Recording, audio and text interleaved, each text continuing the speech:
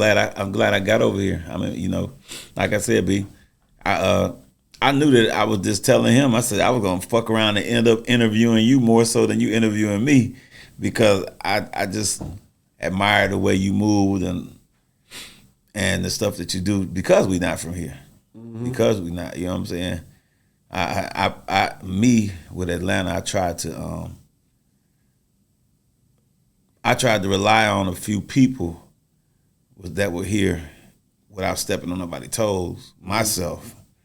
That's why I did more stuff in Atlanta. You know what I'm saying? But guess what, though? That's them days over with, bro. Right. Them days over with. I tried to rely on more people that were already here, centrally located. That way I wouldn't have to, you know, hear that shit like, nah. So what you mean? People from Atlanta or people from? People from Atlanta. Okay. Or considered from Atlanta. Okay. You know, I ain't got to do that. I got them. I ain't got to get that many DJs in Atlanta. I got them.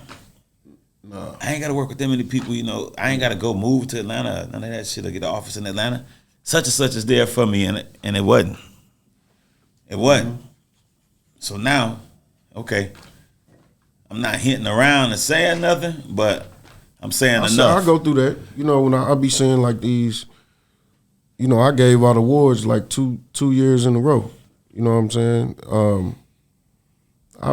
You know, they keep me off the list. You know what I'm saying? There be certain things where it's like they don't even mention me. But it's cool because, once again, I'm in the same building as Hot 107.9. If I see Chris Brown in the lobby, that's motivation. Not for sure. I'm not going to get mad that he's not coming to do an interview with me. I just got to keep working. You know what I'm saying? As long as I keep working, Chris Brown will show up. Facts. You know what I'm saying? And that's just how I look at everything. So anybody that try to discredit me or not invite me to certain places or want to keep me out of certain rooms, it's cool because I'm in it for the long run. Like it's a marathon. In it for the long run. Yeah, it's like this is not my first rodeo. You gonna see me and what Clay say? You gonna respect this hustle. Not for sure. Not for sure. So I ain't asking nobody for nothing. I'm not being a nuisance. I can hold my own. I'm not a liability. I'm an asset. Facts. And I'm going to get it regardless. And you is too. And there's a lot of people from the Midwest we got you, me, DJ Infamous, he from the Midwest, yeah. Jay Nix from the Midwest, Incognito from the Midwest, Metro Boomin. Yep. He from St. Louis. Yeah. Chop Squad DJ, he from St. Louis. Man, I can keep naming people that's actually from the Midwest, from St. Louis. I don't start that. Like I can go historically. Shit, LA and Babyface. Yeah, from the Midwest. LA and Babyface. Go back then. Coach shit. K. Yeah, Coach K from the Midwest. Shit, right? Steve Haywood and Jerry Smoking B. Yeah, they from the Midwest. Like right. You can go. I could talk about that all day. So for the people who talk that shit, it's like, man, I got counterparts. Yeah. We got layers. Nah, for real. To this shit. Like deep layers. Yeah, that's one of the things that I have discrepancies about when they talk about Atlanta and trying to be like the A and trying to do this. I said, well, shit. Oh, shit.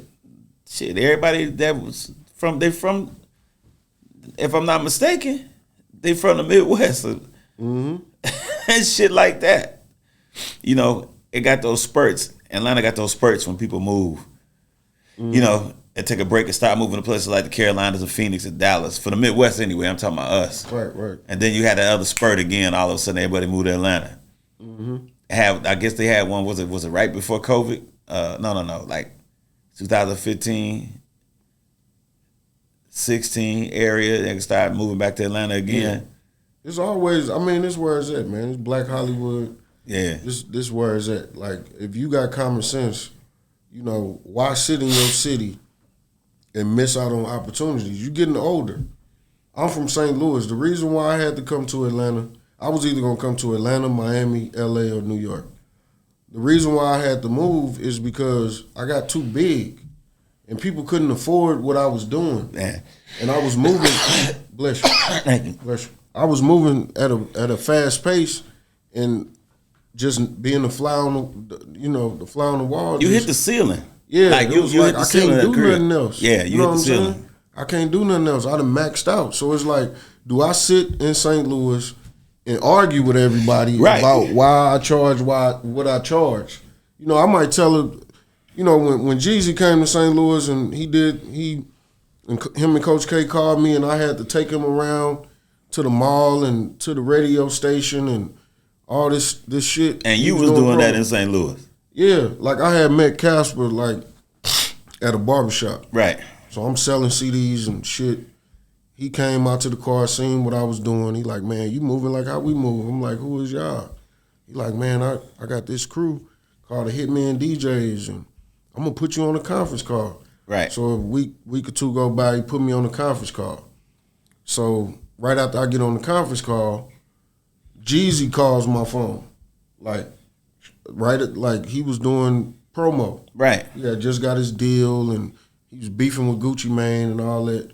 So Casper and Greg told Jeezy and Coach K, when y'all get to St. Louis, this is who y'all need to talk to. He the key person down there. Right. So they called me, hey man, we need you to, I'm in town doing promo. Casper and them told me to call you. We need you to take me to the radio station. I want to go to the mall. I want to get something to eat. I got a show tonight, this and this and that. First, I hung up the phone on them because I'm like, this, you know what I'm saying? Like, this is a scam. So they called back and I went, met up with them. We did all this shit. So that's why I say this stuff is full circle, because Jay Nix was working at the radio station. Yeah. So he seen it early. Yeah. I walk in the radio station and everybody see me coming in with Jeezy and they looking at me like, I thought you was the mixtape dude. Right. You know what I'm saying? So that point of my career, everything changed because Jeezy did the interview and Jay Nix was like, what would you tell these artists who trying to get on? And Jeezy was like, man, don't do no songs with no busters and make sure y'all holler at DJ Bishop. So then when he said that shit, it was just like everybody wanted to work with me, from Nelly, Chingy, the Lunatics, Ali and Gipp. Right. I did Ali and Gipp mixtape and put Huey's song as a bonus track. So when they picked TJ up from the airport, he thinking he'd listen to the radio, but the way I made my mixtapes was like a radio station. Well, all my CD covers. Let me go to the Huey. All this shit. You know, we heard that in the club. So I don't know. Yeah. We heard that. I don't know about what's that MC that used to be at the club with the earrings in his nose, earring in his ear, big nigga. That's Chaos. Nah, he big. Nah, DJ Chaos. He was an MC, and he was doing sprues on Tuesdays. Damn. Older nigga though, but he's a big black nigga. Kind of puts you in the mind of the comedian. What's the big black comedian? Bruce. Yeah. Yeah, I can't think of his name, but I know Sir Thurl was going in. I walked up and asked him who was this record, because I seen the girl dancing. We was there. Yeah. I was with them. I was with Ali and TJ. And I asked him, and I came back and I told TJ what it was. But TJ already heard it in the car. Nah, not at that point. When they picked him up from the airport, Ali and Gipp was playing the mixtape that I made for them. It was he didn't called hear. Kinfolk He didn't Radio. hear. He didn't hear. We was in the limo listening to that. Okay. Yeah, we was in the limo. Right. They had picked us up in the limo, and that we hadn't heard that shit yet. We was listening to the whole mixtape.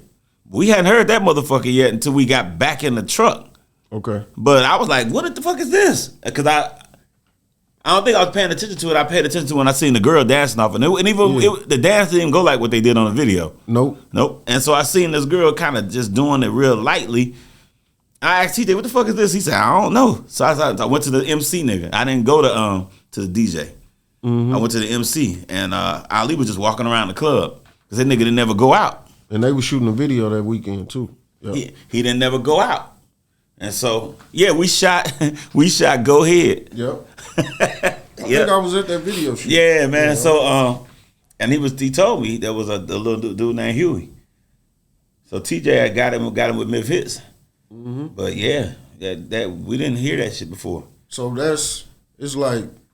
But that shit was on that goddamn mixtape. It was just for strange on the mixtape, just for no reason. I fought for it to be there. Like when Ali called me, like, man, I want you to do me and Big Gip mixtape. Yeah. So I met him at Dirty NT. They had the studio, the office, everything. So he was like, how much you charging? So I told him how much I was charging. He wrote me a check. So I got the check.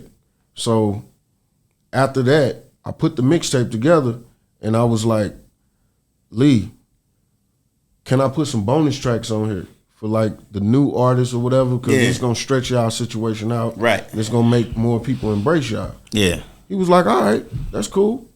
And Huey's song was one of the bonus tracks on that mixtape. That's crazy. And Angie is the one that, you know, she paid me for it to be on there. She was like, hey, I want a bonus track on that. So Pop, Lock, and Drop It was on that. So just imagine going from selling CDs. I had like 50, 60 barbershops that I'm going to. Right. St. Louis only got 2 radio stations at the time. So what's your chances as an artist of being heard?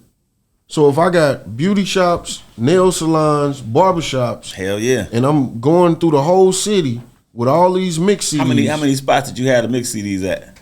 Man, I had them everywhere. It was to the point where I came up with the idea to make a vending machine. And then I look up, and now they got these vending machines selling all these products in them. I'm like, man, I need to put a vending machine in these shops. With the mixtapes, yeah. Because every time I leave, they call me, they want me to come back. So I'm dealing with all the dope boys, all Nelly partners who we gamble with. You know, rest in peace to EB. Yeah. He used to buy like 5 and 6 of the same thing. He'll be like, look, let me get 4 copies of this. Let me get 5 copies of this. I need this for my old school, this for my new car, this for my girl car, this for the crib. Damn. So I was making a ton of money. Then I had... What would you sell the mixtapes for? The mixtapes was like $12. Damn. And then like, you know, I had movies and all that shit. So I had the flea markets, you know what I'm saying? Yeah. So at one point in time, you know, a motherfucker making 20, 30 bands a month. Right. Just on the underground. You know what I'm saying? So that shit got so big, like Shorty the Prince, all them. So imagine being in the St. Louis, which is small. You got Young Jeezy telling people to work with you. Then you blow Huey up. He get a deal. Right. Memph had to cut me a check for him. Got the car wrapped up. Got a whole nother check. Then you got the Bangers. They go get signed to G. Robinson. Damn. At Atlantic. Yeah. Did they situation.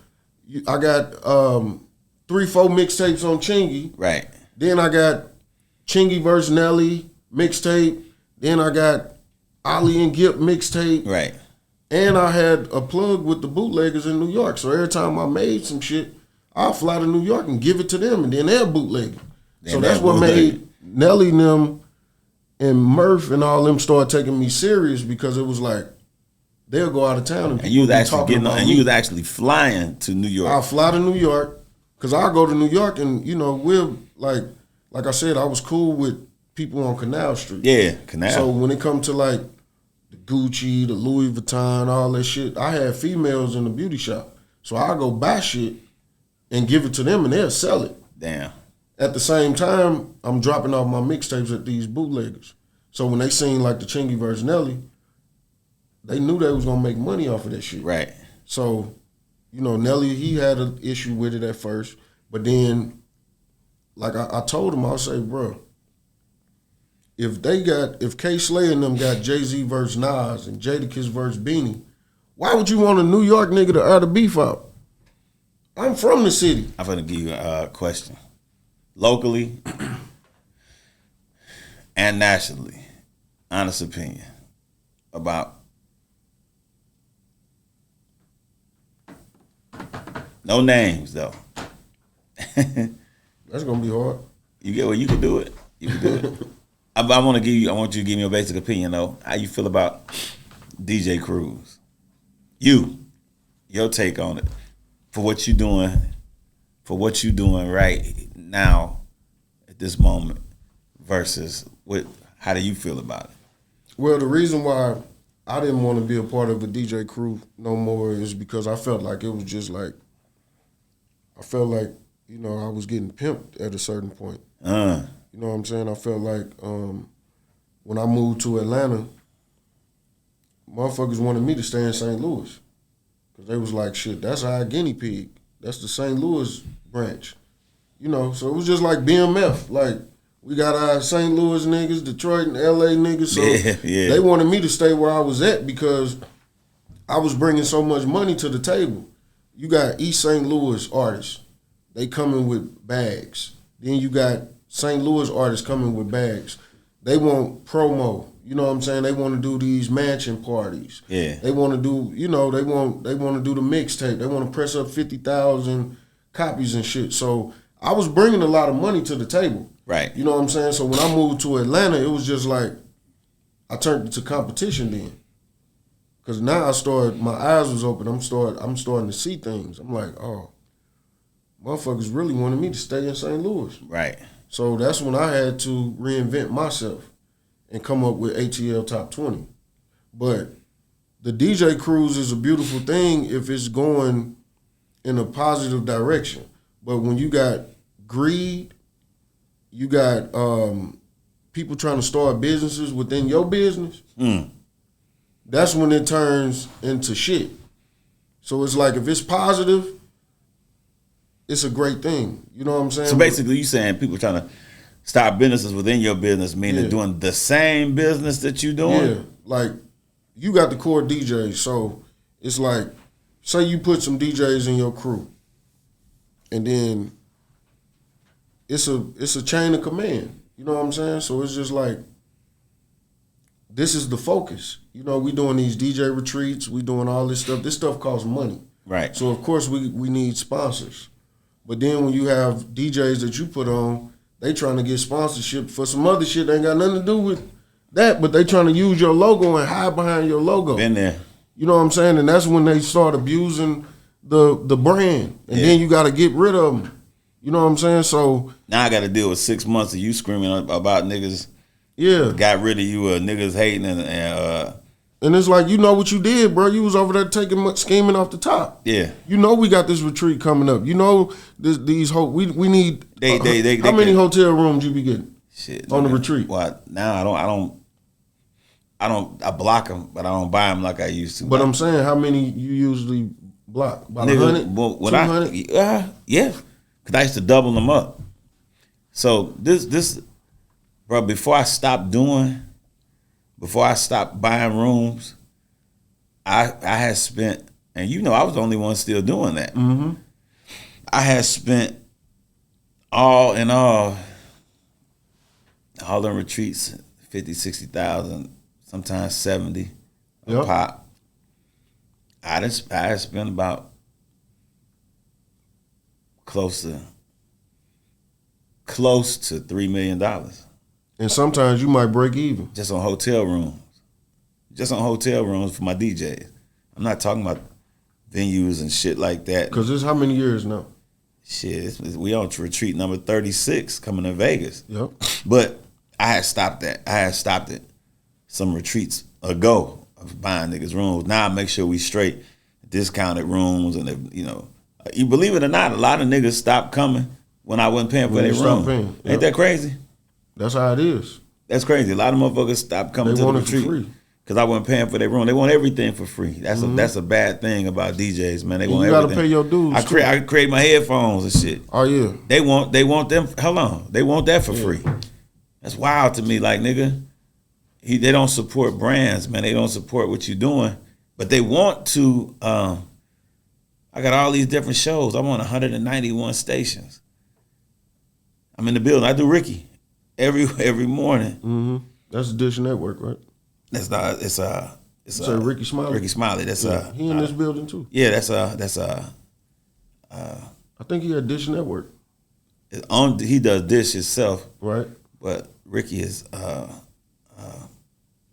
gonna get him. I'm my brain freeze. I'm gonna get it. But Ricky is a bigger company within. I want to say Radio One, but bigger company. Yeah, everyone. But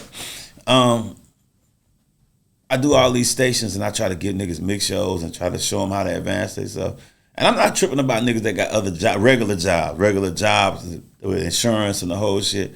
I had to stop making myself feel like a nigga could be like me. I want them to. I want them to be self-sufficient. I try to make them self-sufficient. I try to make them give them this and give them that to get on and do different shit. I don't put people in the Corps to make people stay at home. Mm-hmm. You know, I don't put you in the Corps to show the logo off in front of niggas at the crib. I put you in the Corps so you can go different places and do different shit. Mm-hmm. Not to be hot at home. Nigga, if you already hot at home, that's why I put you in the Corps in the first place. Now, this brand is supposed to help you go to places like you in Memphis, you go to Atlanta, you go to the Midwest, you go to LA. This brand is supposed to help you in other markets, not flaunt in front of the other DJs at home. Yep. That's not what it's for. You know what I'm saying? And I never looked at my shit like no crew. So I always did things that would make it easy on them, like the room situation. I would make them do things to make it easy on them so they can network better without worrying about shit like that. Or if they didn't have the money for rooms, I would have it for them already so they could just come. Get somebody a label, a artist, an independent artist to pay for your plane ticket, you know. Mm-hmm. It's crazy to me, man. That's crazy. Like, you know, people can find money when they want to find money. Exactly. You know what I'm saying? But you know, that's what it was for me, you know. But I asked you this because this right here is not a crew. Mm-hmm. So what you created is not a DJ crew, and I want to know your take on the DJ crew situation, like with what you do. You know, I talk to your ass every day, but I'm talking about because we doing this. I wanted to see what your take was. Honestly, I know we didn't have some friction with different people and different individuals, but I wanted an honest answer from you, so niggas wouldn't think you was hating because you got ATL Top 20. No, I embrace all of them. Even when you wanted me to be a part of the Corps, and I was like, I don't think I want to do it. Right. You still embraced me. Yeah, and I'll never forget that. It was like, sure. I think I forgot what city we was in. You was like, well, this was before you even did the retreat. Yeah. We had the conversation, and you was like, I want to bring you out, and I want to present you. I want to do this, and I was just like, I don't think I'm ready to do nothing like that. I want to focus on the ATL Top 10. Nah, for sure. And it was just like that made our relationship even stronger, because it was like I'm used to getting rejected when certain things don't go certain way. Yeah, for you know sure. what I'm saying? But that shit didn't happen. So it's like I still embrace all DJ crews. Like it's a lot of DJs that come to my parties that's affiliated with other DJ crews. Yeah. You know what I'm saying? But like I said, it's a good side to it. And then you got a dark side. You got people that's just jugging. You got people that they don't care about the next artist that deserve to get that platform. They just like how much money you got. You know what I'm saying? And it's like, I was around Future. I know how it feel to be around that kind of energy. Right. So when I get around that kind of energy, I know this motherfucker about to blow. Right. So, yeah, it costs to do certain things, but let me humble myself and let me try to figure out how to make this shit work. Facts. Because once he get to where he at, I need to be right there with him. Sometimes that work. Sometimes. Sometimes that works. Sometimes niggas get with it to where they at and you don't. But it's like this. Yeah. When you know how to hustle. That's right. Even if they do try to cut you out or try to get amnesia. But see, this is why. I know how to hustle.